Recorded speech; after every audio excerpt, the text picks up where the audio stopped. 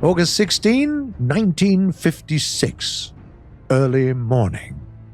Just your regular garden variety morning at U.S. Naval Air Station Point Mugu. But one target drone operator couldn't believe his eyes. What he saw on the radar screen was definitely inexplicable. An old World War II F-6F Hellcat, redesigned into a radio-controlled target drone, had gone rogue. Just a while ago, it had taken off and gained altitude. But when it was time to turn towards the Pacific to be shot down during the testing of the newest ground-to-air missile, it suddenly stopped responding to commands. Connection problems? Negative. Radio-controlled planes just crash when there are no commands from the ground.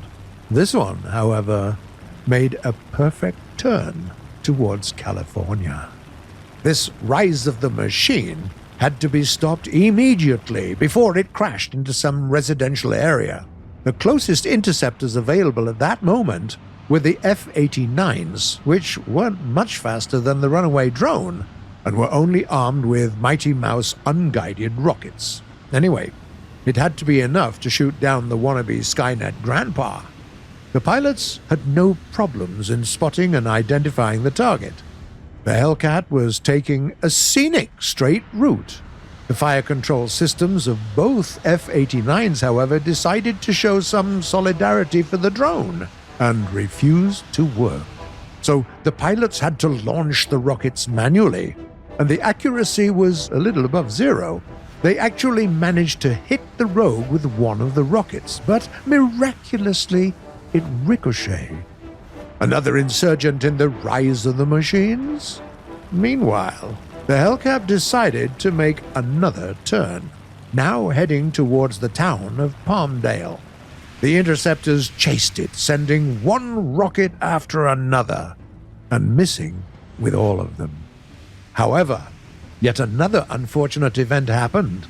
Mighty Mouse rockets were equipped with a self-destruction timer, so that they would blow up in the air if they fly long enough. But not this time.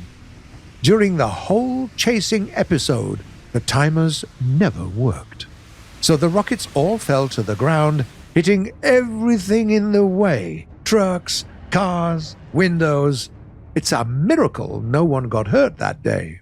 After expending all their 208 rockets, the interceptors had to fly back empty-handed.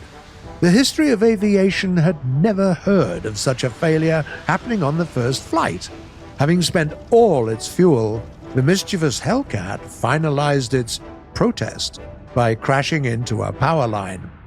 Nowadays it sounds like a fun story, but no specialist could give a reasonable, or at least a plausible explanation for the incident, even today. Some say it was a series of unfortunate events.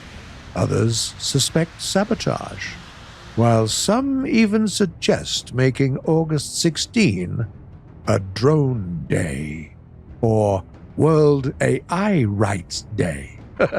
Well, why not?